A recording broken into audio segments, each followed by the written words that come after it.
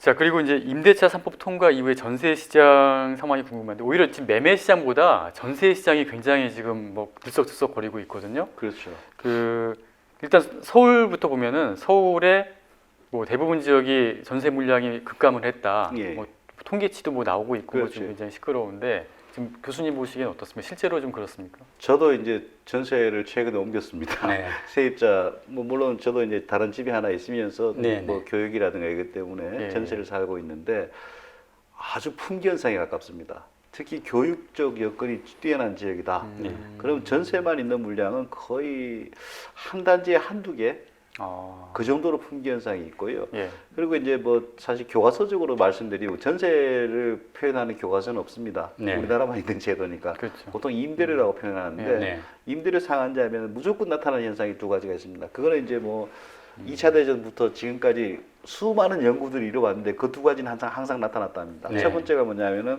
물량 부족 현상이 나타납니다. 아, 그래서 수익률이 줄어드니까 네.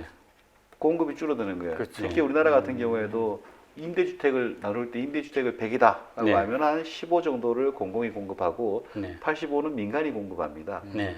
이 줄어드는 물량을 공공이 공급해주면은 굉장히 안정적으로 가는데 이 줄어드는 물량, 민간에 줄어드는 물량을 공공이 공급할 재력 재원이 없습니다. 전 예, 세계적으로. 예. 네. 그래서 자꾸 이 사람들을 보호해주고 더 공급해라는 거거든요. 예. 이 물량이 줄어들어서 이제 그 임대주택을 찾을 수조차 없다. 네. 이게 하나가 있고 또 하나는 이제 품질이 굉장히 저하되는 현상이 나타납니다. 그래서 뉴욕 맨하탄 같은 경우에 임대료 규제 받는 주택들은요 네. 네. 거의 어마어마하게 낙후되어 있습니다.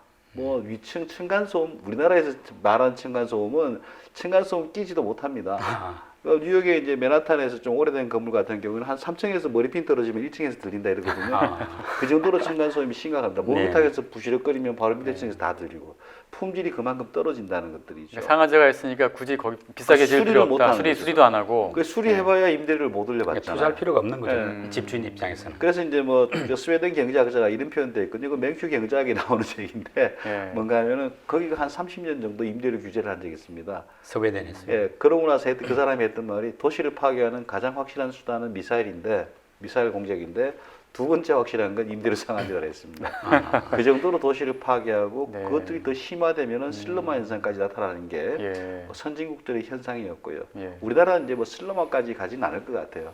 특히 또 임대주택에 사는 사람들은 자가주택보다 주택을 좀 막 쓰는 경향이 있습니다. 아. 자기 집이 아니니까 예. 네. 좀 떨어지더라도 그냥 놔두고 꼼꼼하게 관리를 안 한다는 거겠죠. 예. 그런 현상들은 이제 교과서에 나타날 정도로 그리고 지금까지도 최근까지도 이제 미국이나 유럽을 대상으로 연구를 했는데 네. 그 두 가지 현상은 계속 나타납니다. 그런 것들이 우리나라에 나타난 것이고 전세 같은 경우에는 지금 단기 효과, 장기 효과를 좀 봐야 됩니다.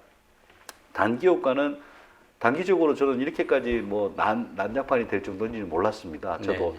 단기적으로 혼란 나타난다는 게 일반적인 그거였는데 네. 물량이 급감을 하고 예. 월세로 바뀌고 네. 이런 현상들이 나타나서 시장은 더 올라가는 그런 것들이 나타났죠. 단기적으로 그 정도 충격까지 될지는 몰랐거든요. 네. 우리는 4년 지나면 또 올릴 수 있다 이런 게 있으니까. 예. 근데 지금 그런 현상 때문에 단기적으로 불안한 게 있지만은 문제는 중장기적으로 더 악영향을 미친다는 겁니다. 네. 공급 부족하기 때문에 사고 싶어도 살 수도 없고. 예. 그러니까 그것도 이제 임대인이 세입자 면접을 치릅니다. 미국에서는. 뭐 모든 미국이 그렇다는 게 아니고 대도시. 그래서 야, 당신 어디 직장 다니냐? 네. 아, 저는 어디 다닙니다. 월급이 얼마냐? 월급 얼마입니다. 월급 얼마 받아서 어떻게 쓰고 있냐?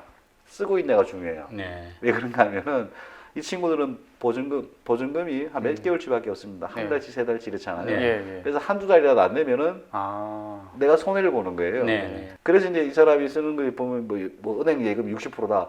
그러면 당신은 우리 주택에 못 들어와. 아, 아니 그- 그렇게 면접을 직접 해요? 아, 면접까지 하는 경우도 있고. 어. 그래서 그래야지 자기가 임대료를 내는 게 정확하게 꼬박꼬박 들어오냐를 파악할 수 있잖아요. 그렇죠. 아, 세입자가 믿을 수 있느냐? 아, 그렇죠. 예, 그걸 보는 잘못된 거네요. 세입자를 뽑아놓으면은 퇴거 조항도 좀 복잡하거든요. 네. 몇 개월 이상 안 내는데 그때마다 한 번씩 내고 또 몇 개월 미루고 이렇게 좀 복잡한 게 있기 때문에 그런 것들 가려받는 것들도 나타나고요. 그다음 품질이 나빠진 건데 정부 보조금 받아서 임대주택 사는 사람들도 있잖아요.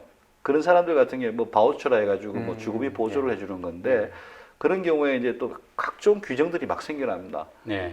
정부 보조금을 활용할 수 있는 임대주택이라 하면 뭐 바퀴벌레가 나오면 안 되고 아. 뭐 수도관에서 녹슨물이 일주일에 5번 이상 나오면 안 되고 대강 이런 식으로 예. 규정집이 엄청나게 늘어납니다. 계속. 예. 네. 그러니까 이제 자연스러운 시장 기제에 맡겨놨을 때는 사실 이제 저소득층 같은 경우에는 피해를 보지만은 네. 중산층하고 이쪽은 다 살 수 있거든요.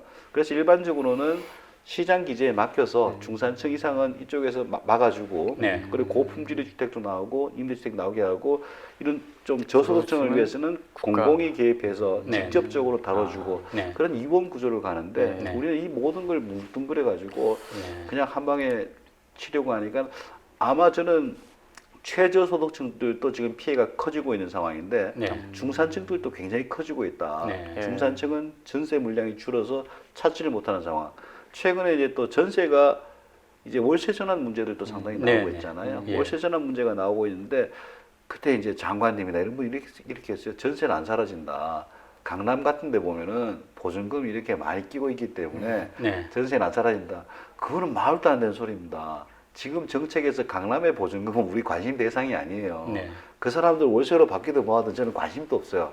제일 소중한 거는 우리 1분위, 2분위 소득 있잖아요. 네. 그분들이 보증금이 원래 5천만 원 내고 50만 원 내는데 네. 이분들이 1,000만 원 보증금에 갑자기 100만 원으로 바뀌었다. 네. 이분들은 죽음입니다. 아. 강남은 올라가든 말든 관심이 전세가 월세되든 월세가 전세되든 예. 그건 저들만의 세상이고 예. 국가에서 관심 가져야 되는 게 이 부분이에요. 네. 이 부분에서 전세 세입자들 같은 경우에는 소득의 한 10% 정도를 자기 주거비로 사용한다고 알려져 있어요. 네.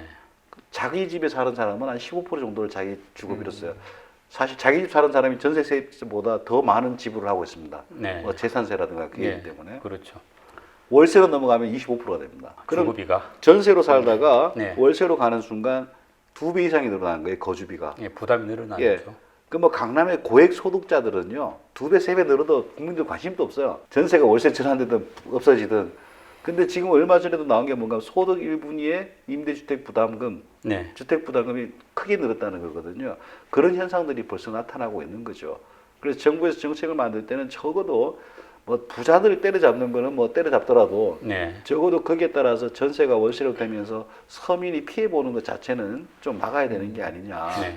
뭐 그런 것들이. 그러니까 또 뭐 세액 공제 해주겠다 그렇게 하는데 그분들은요 월세 세액 공제 해봐야 혜택도 못 받습니다. 거의. 워낙 소득이 적어가지고 아예 세금이 없어요. 네. 그런 경우 근데- 많죠. 근데 그 점 때문에 지금 전월세 전환율을 4%에서 2.5%로 낮춘다는 거 아닙니까? 예. 그렇다면은 좀 어느 정도 좀 보완이 되지 않을까요? 근데 과거 4% 같은 경우도요. 4%도 이게 법적 조항은 아니었습니다. 네. 법적으로 그렇게 했으면 좋겠다는 것이지 뭐 4%를 안 하면 징역 5년 이런 게 없습니다. 아, 강제 조항이 예, 아니에요. 강제 조항이 아닙니다. 그래서 이제 뭐 시장에 따라 다른데 네. 강남 같은 경우는 전월세 전환율이 한 3, 4% 정도 워낙 고액이니까 월세로 6%, 7% 하면 뭐 어마어마한 비용 부담이 그렇죠. 되잖아요. 그래서 네. 이제 한 3, 4%고 특히 서민들이 살고 있는 네. 뭐 저가 주택, 뭐 빌라, 다가구 이런 경우에는 한 9%까지도 왔습니다. 아. 어. 그래서 이제 실제 전월세 전환율 해서 이제 서민들한테 혜택을 보게 하고 강남은 좀 뭐 저는 피해를 보도 관심이 없지만은 예. 이렇게 좀 균형이 가서 해야 되는데 지금 그 강제 규정도 없는 것들이죠. 네. 그리고 이게 이렇게 아마 이런 식으로 진행될 겁니다. 법에서 또 야 2.5% 안 하면 이제 과태료 2천만 원 이렇게 나올 거예요. 예, 그렇겠죠? 그것도이면 징역 3년 뭐 이렇게 나올 겁니다. 예, 아마. 후속 대책을 마련하겠죠. 예, 그렇게 만들면 어떤 일이 벌어지느냐 월세 물량조차 줄어드는 거예요. 지금 재밌는 거는요 전세 시장은 막 이렇게 올라가고 있잖아요. 예. 월세는 비슷하거나 좀 떨어져요. 아. 왜 그런가 하면 전세로 있던 것들이 네. 예. 월세로 전환되잖아요. 예. 월세 공급량이 막 늘어나는 거예요. 아. 전세는 풍기현상 때문에 더 올라가고 네. 월세는 전세에서 월세로 왔으니까 공급량 때문에 줄어들고 실제 2010년 이때 전세 물량 줄어들고 이럴 때 저금리하고 그때 월세들은 거의 마이너스를 보였습니다. 아. 월세 가격은 거의 제자리거나 약간 마이너스. 예. 실제 강남에 이제 뭐 원룸 빌라 이런 것들 있잖아요. 예. 그 가격들을 제가 유심히 봤는데 한 10몇 년 전에는 원룸 하나가 한 달에 한 100만 원 정도 했습니다. 임대료가. 네. 요즘은 한 80만 원 정도예요. 오히려 떨어져. 월세는. 어. 예, 예. 물론 공급도 많아지고 했지만 네. 월세는 굉장히 안정적이나 오히려 떨어지고 전세는 계속 올라가는 네. 이상한 상황이 계속 갈 수도 있다는 거죠. 네. 근데 뭐 전세가 그렇게 나쁜 건 아니고 그 거주비도 굉장히 좋고 하지만 최근에 코로나 때문에 전세가 굉장히 세계적으로 또 관심을 받고 있습니다. 네. 왜 그런가 하면은 전 세계 선진국들이 굉장히 문제가 생긴 게 이빅션 프로블렘이라 해서 퇴거 문제입니다. 네. 말씀드렸지만은 뭐 미국이 그때 보니까 뭐 일주일 실업 수당이 300만 명이 받아가고 했잖아요. 예, 그렇죠. 이 사람들 한 2달간 돈 못 받으면 임대료 못 냅니다. 예. 그렇죠. 그럼 쫓겨납니다. 네. 예. 그래서 각국 정부가 그 프로그램을 만들었어요. 쫓겨나는 태거 방지 프로그램. 네.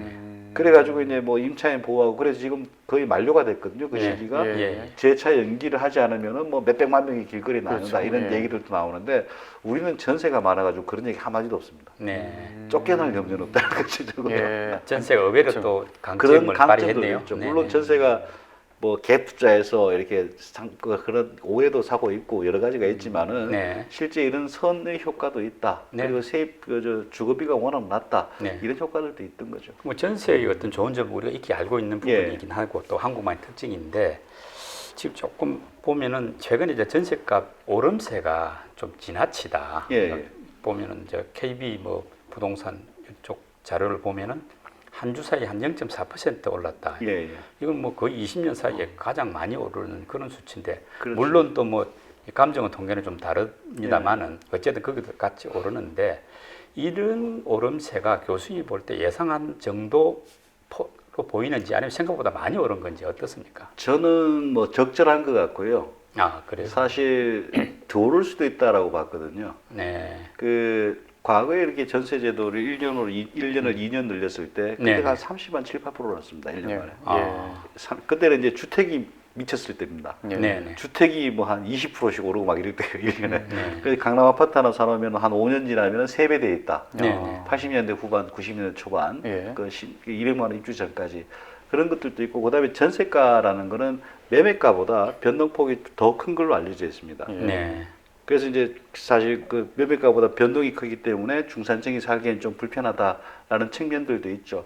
그 대신 주거비가 싸다는 장점도 있고, 네. 뭐 장단점이 있는데 이 폭이 움직이는데 지금 움직인 폭은 최근 한 4, 5년간을 봤을 때는 굉장히 크지만은 네. 네. 한 15년, 20년만 보더라도 그렇게 오른 폭은 아닙니다. 0.4% 한 예, 주에. 예. 그런데 이게 1년이면은 한 20% 이상으로 그렇죠. 봐야 되거든요. 근데 이제 지금 계속 0.4%씩 오는 게 아니고, 아, 물론. 네, 뭐 이번 주 그래서 평균적으로 따져보면은 아. 한 20% 오른 적도 꽤 많았습니다, 우리나라가. 아. 전세가 20% 1년에 네. 오르고 그런 것들도 꽤 많았기 때문에 앞으로가 더 문제 같습니다, 저는. 앞으로가. 지금은 이제 일시적 충격이거든요. 예, 예. 이게 4년마다 이제 재계약을 할 텐데 네. 아니면 2년 지나고서 집주인이 들어가서 뭐 하고 이럴 텐데 네, 그때는 실거주. 아마 어마어마하게 올릴 겁니다. 아.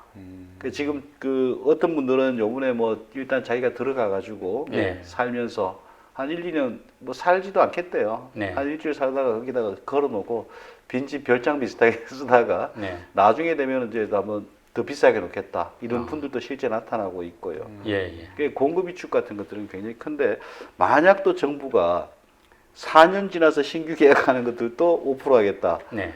그러면 아마 대제한까지도 갈 수 있습니다. 공급량이 거의 없어지는 거예요. 아, 공급량이 지금 이제 뭐 미국 같은 경우에는 아까 전에 모든 주택이 아니라 했죠. 네, 영국도 모든 주택이 아니고 독일도 모든 주택을 대상으로 이런 걸 펴지는 않습니다. 예. 그럼에도 불구하고 말씀드린 공급 위축 효과가 나타났거든요. 네. 네. 우리는 이제 모든 주택에 대해서 하고 있습니다. 그러니까 아마 그 폐해는 더 커지지 않을까. 뭐 그런 것들도 있고요. 그리고 이것들은 보면은 이제 전국적으로 보게 되면 또 굉장히 다른 해석이 가능한데 이건 뭐 우리나라 대한민국 정부는 서울 정부 같기도 하고 지방은 지금 계속 내려가고 있습니다. 전부 다. 아, 전세가가요. 전세가는 뭐 올라가는 지방 대도시는 올라가고 아, 있고요. 매매가 매매가 전세가가 예. 지방 대도시는 올라가는데 올라가고, 예. 우리가 알고 있는 대도시라는 건 한 10개밖에 안 됩니다. 예. 중- 여러분이 중소도시는 알고 다 있는 뭐 떨어지죠. 저기 네. 뭐 아주 작은 도시들 네. 뭐 신안군도 있고 뭐 예, 영양군도 예, 있고 이런 네. 많이 거기는 다 제자리가 나 떨어지고 있어요. 예. 근데 이 상황에서 전국을 그렇게 규제를 하는 게 맞는지 아. 근데 같은 규제가 사실은 안 맞죠. 그렇죠. 네네. 상황이 워낙 달라가지고 네. 예. 그래서 적어도 이제 서울에 대해서는 이런 규제를 하더라도 네네. 다른 지역에 대해서는 좀 시골 마을 같은 경우에도 과연 이런 게 필요한가 그런 것도 또 한번 고민할 필요가 있죠. 그러니까 지금 정리하자면은 서울 같은 경우는 임대차 3법 통과 이후에 그 전세 물량도 일단 귀해졌고 그렇죠. 예. 전세가도 지금 많이 오르는 그런 그렇죠. 추세지 않습니까? 아까 예. 뭐 자료 보니까 서울 아파트 전세값이 뭐 5억 평균이 5억을 넘었다 뭐 이런 그 기사도 있는데. 61주인가 뭐 계속 올랐습니다. 예. 네. 근데 이제 서울뿐만이 아니고 이게 이제 경기 지역으로 그 이 영향을 미치고 있다 이런 지금 기사들도 나오고 있는데 그것도 맞습니다. 예, 서울의 전세 물량이 워낙 줄고 네. 이 사람들이 전세 물량이 줄었기 때문에 월세로 가자 하는 네. 사람이 아닙니다. 주거비 부담이 워낙 늘어나거든요. 네. 월세로 가는 순간 자기 집 마련은 거의 날아간다고 보시면 됩니다. 그렇죠. 왜 그러니까 매달 자기 소득의 20% 이상을 30%를 네. 내면서 집을 마련한다? 저는 상상하기 어렵거든요. 전세는 어떤 목돈이 있고 그 계속하면서 추가로 저축을 해서 집을 만들어가는 자산 사다리 과정인데 네. 그래서 이 사람들은 월세가 옆에 많아도 월세를 포기하고 아. 다른 전세 물량을 찾아가야 되는 거죠. 네. 상대적으로 많은 데가 이제 외곽에 뭐 어떤 아파트 대규모 공급이 있다라든가 예. 그래서 뭐 전세 난민이라 부르는데 그런 것들이 나타나겠죠. 아. 근데 또 하나 좀 옛날하고도 달라질 거는 정부가 앞으로 공급을 많이 하지만은 옛날에는 아파트를 공급하면은 뭐 입주 폭탄 뭐 이런 거 들어보셨죠? 예. 한 1000세대, 2000세대가 여기 공급됐다. 예. 네. 그럼 주변이 한 1년간 전세 가격이 폭락을 합니다. 예. 한 30%. 예. 그렇죠. 그리고 한 3, 4년 지나면 다시 제자리가 있어요. 그게. 예. 그게 왜 그런가 하면 이제 처음에 이사 갈 때 자기가 뭐 분양 맞춰가지고 딱 이사 갈 수 있는 사람이 많지가 않아요. 보통 직장 문제, 네. 애기 학교 문제. 네. 아. 그래서 얘가 초등학교는 끝나고 내 집에 들어갈 거야. 예. 예. 그래서 처음에 대부분이 전세 물량 나옵니다. 그렇죠. 근데 최근에 재밌는 얘기를 들은 거는 이 사람들이 내가 새로 아파트를 대규모 단지를 받더라도 세를 안 놓겠다는 거예요. 아. 지금 뭐 실거주 요건이 막 강화된 이런 아, 게 그게 있잖아요. 아니고 아. 그게 아니고 나는 한 1년 지나서 들어갈지 모르겠지만 네. 그리고 일단 지금 세를 놓는 순간 4년 동안 아, 묶인다. 값이 올라봐야 네, 네. 4년 지나서 내는 것보다 전세 내는 것보다 훨씬 싸다는 거야. 아. 그래서 이제 지금 몰릴 때는 그냥 한 1년간 비워놓고 있다가 네, 네. 내년에 그냥 한번 내면은 가격이 훨씬 올라갈 수 있을 거 아니에요. 네, 네. 그게 오히려 낫다 이런 얘기까지 하는 사람이 있습니다. 그게 전세 물량이 줄어든 요인 그러니까 중에 하나겠네요. 앞으로 줄어들 거죠. 지금 네. 줄어든 거는 이제 전세에서 월세 전환이라든가 아니면 집주인이 실거주로 들어간다라든가 네, 네. 이렇게 규제가 까다로우면 난 차라리 없애버릴 거야. 뭐 이런 네. 사람들도 있고요. 아. 뭐 증여로 줘버리든가 네, 네. 뭐 그런 것들도 그 증여 물량도 굉장히 많아졌거든요. 네, 네. 그런 것들이 이제 지금 현재 당장의 문제고 앞으로는 말씀드렸던 이런 것들도 있고 네. 그다음에 투자자들이 자꾸 포기를 하는 겁니다. 우리나라 주택이 서울 주택이 대략 한 350만 채, 뭐 기관마다 통계는 다릅니다. 네. 주택의 기준에 따라 가지고 350만 채의 한 2%좀 되면 7만 호가 되죠. 예. 2%란 말은 50년마다 집을 부순다는 거예요. 예. 경기가 안 좋을 때는 한 2%, 네. 경기가 좋을 때는 한 3%를 잡습니다. 3%라면은 이제 350만 한 10만 원쯤 10만 되겠네요. 원 되겠네요. 그게 매년 사라지는 집이에요. 네. 근데 매년 사라진 집을 누군가 사주는데 네. 대략 한 6대 4로 삽니다. 자기 살고자 하는 사람이 6 예. 사고 4 정도는 다주택자가 사요. 네. 아. 서울은 이제 뭐 한 5나 6까지 다주택자 사지만 예. 전국으로 봤을 땐 6대 4고 네. 서울은 이제 한 반반 정도가 반반 됩니다. 정도. 네. 이 사람이 사서 이제 전세로 공급해 주는 거고 네. 이 사람이 투자를 줄이기 시작합니다. 아. 그럼 이제 물량이 계속 주는 거예요. 네, 네. 그 있던 전세도 사라지고 네. 앞으로 나올 물량 또 사라지고 네. 그래서 공급은 더 줄어들게 되고 네. 거기다가 이제 만약 정부가 더 규제를 한다. 네. 그러면은 이제 물량이 없는 상태. 이런 말은 좀 아차 싶지만은 뭐 암 시장이 생겨나는 경우도 있습니다.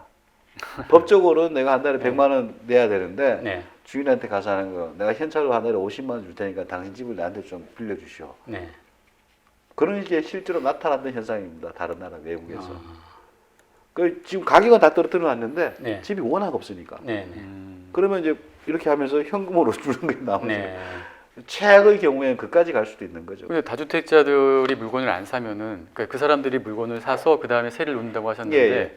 안 사면은 실수요자들이 살 수 있는 물량이 늘어나는 거 아닌가요? 실수요자들이 다 사면 좋습니다. 근데 현실적으로 반지하방 이런 것들 있잖아요. 네. 예. 그런 물량들을 다 살 수 있느냐. 지금도 이제 일반 사람들도 뭐 이런 저소득층 사람들도 다 사면 돼요. 네. 예. 네. 사면 되는데 못 사고 있는 현실이거든요. 너무 그리고 올라서요? 다주택자들 특히 임대사업하는 다주택자들 물량 보게 되면요 한 네. 90% 이상이 6억 미만짜리입니다. 네. 대부분 우리가 이제 정부에서는 이런 얘기를 합니다. 강남에 아파트 5개 가진 나쁜 놈들. 예. 그런 사람들은 정말 얼마 안 되고 네. 다주택자의 대부분은 네.